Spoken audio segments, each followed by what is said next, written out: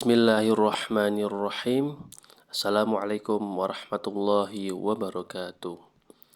Video ini disajikan sebagai sarana dakwah dan pengingat kebaikan. Semoga apa yang disampaikan dapat menambah iman, ilmu, dan amal kita semua. Selamat menyimak. Siapa yang makan baca bismillahirrahmanirrahim, syaitan tidak akan ikut makan bersamanya. Jadi kalau kita makan nggak pakai bismillahirrahmanirrahim, makanan kita juga dimakan sama setan. Kita makannya didulangi setan gitu ganjarannya, kasarannya ya.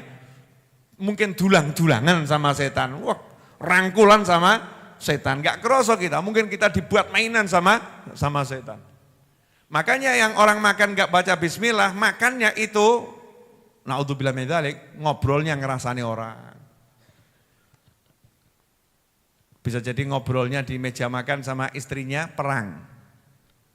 Yang satu enggak baca bismillah, satu enggak baca bismillah. Setannya ikut di meja makan. Keselamatannya enggak dipikir, selamatnya enggak dipikir. Orang mau keluar dari rumah disuruh baca apa? Bismillahirrahmanirrahim, Allah la haula wala quwata illa billahil aliyil azim. Siapa baca itu dikatakan sudah dilindungi dan sudah diberi. Masya Allah itu dapat jaminan. Kita, kamu sudah terlindungi. Setannya ngomong, udah jangan ke sini. Ini orang yang pergi ini sudah dilindungi, kita nggak mungkin bisa ganggu. Nah ini enggak, kita kalau dari rumah cul-culan aja. Wah setannya langsung datang, wih keren yang sing awal, ayo kancani itu. Sehingga sama setan dibawa ke tempat-tempat yang tidak baik. Perlindungan dari keburukan itu lepas karena dia dikerumuni syaitan. Berarti langkah preventif ya, preventif perlindungan dini. Itu penting atau enggak penting? Sangat penting. Nah, terhadap bencana dan musibah yang mungkin bisa terjadi sewaktu-waktu, gempa bumi dan semacamnya, ya ayo kita persiapkan langkah perlindungan dini. Dengan apa itu? Doa, zikir, sedekah, amal soleh apapun itu. Niatkan, ya Allah lindungi saya berkat ini. Nah, kalau kita merasa, orang mungkin. Kaya-kayane sapa? Iya, Fir'aun yang kuat aja ya kelelep.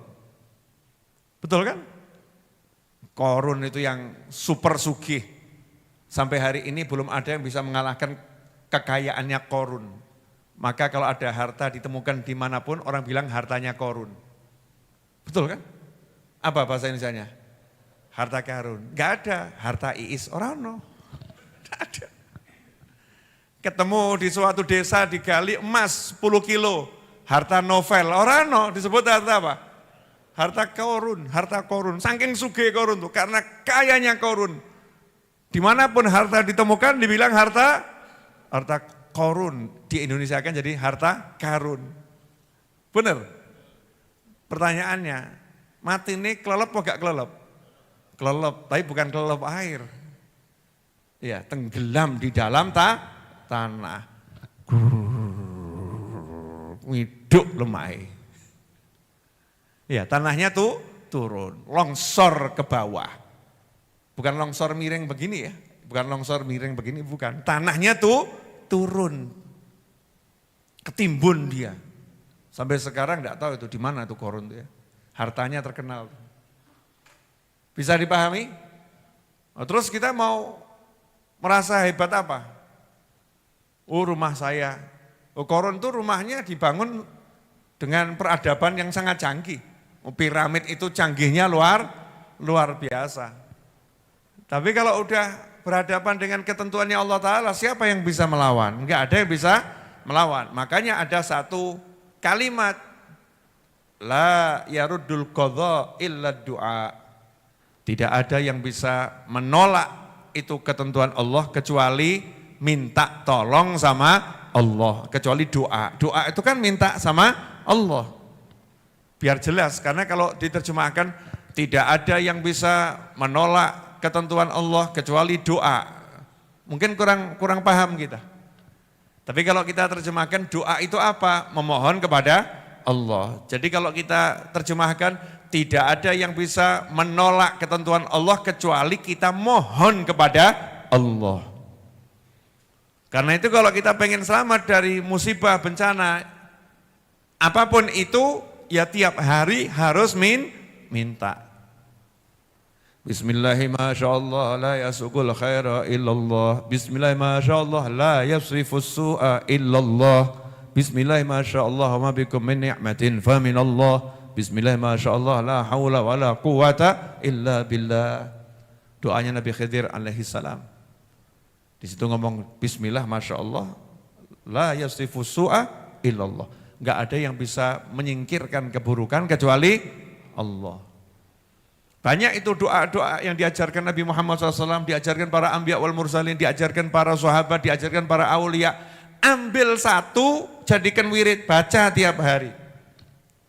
Ya ambil satu, jadikan wirid, baca tiap hari. Sehingga kita punya, saya sudah minta perlindungan kepada Allah. Saya udah minta Allah menyingkirkan itu dari saya. Sehingga pernah seorang ulama itu, diracun oleh pembantunya entah sudah berapa ratus kali enggak mati-mati. Akhirnya pembantunya nyerah tobat, nanya sama ulama tadi. Jujur saya itu ngeracun jenengan udah ratusan kali kok enggak mati-mati. Gimana racun yang hebat itu kok enggak tembus sama jenengan? Jawabannya, loh saya enggak ngapa-ngapain. Cuman saya setiap mau minum saya baca Bismillahilladzi la yadurru ma'asmihi syai'un fil ardi wala fis sama'i wa huwas samiul alim. Doanya Nabi Muhammad SAW. Bismillahilladzi la yadur.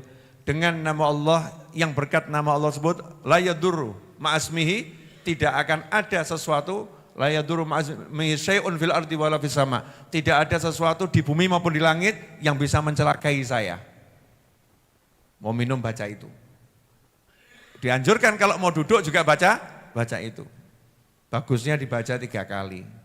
Kalau enggak bisa ya cukup sekali. Lah kita ini ucul-uculan, bismillah enggak, ya auzubillah enggak.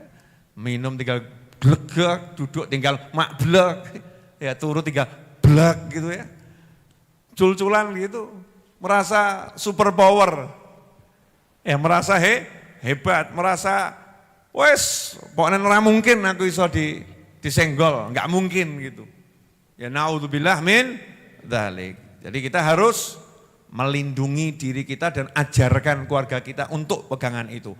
Jangan hanya diajari disiplin-disiplin yang rutinitas, disiplin masuk sekolah, disiplin gosok gigi, disiplin cuci tangan sebelum makan, saya enggak ngomong itu jelek.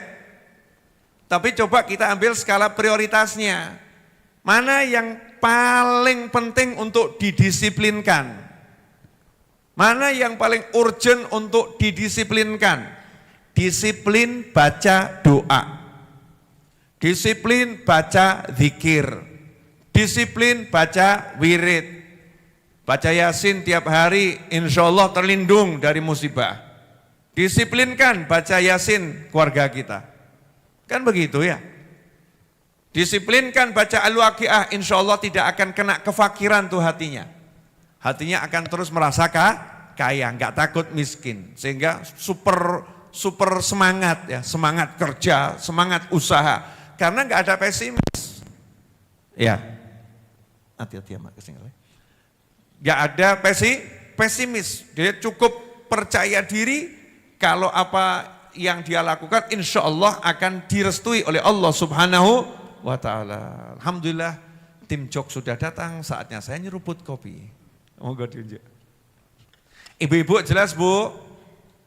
Bu, jelas? Jadi kalau mau masukkan bumbu-bumbu kemasan, baca bismillah enggak? Alah enggak ya. Bu, baca ya Bu? Ya, biar apa?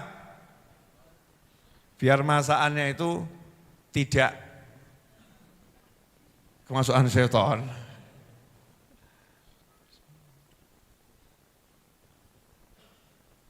Alhamdulillah.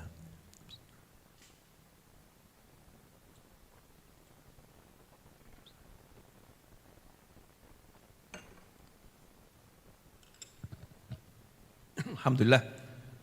Jadi kenapa saya ngomong ini, karena ini perlu diingatkan diri saya pribadi, keluarga saya, dan teman-teman saya ini. Jamaah Majelis Ar-Raudhah dimanapun berada. Dan tolong disampaikan juga pada keluarganya, sahabatnya, teman-temannya ya. Untuk fokus melindungi diri. Dengan doa dan zikir. Karena hanya Allah Ta'ala yang bisa menyelamatkan kita.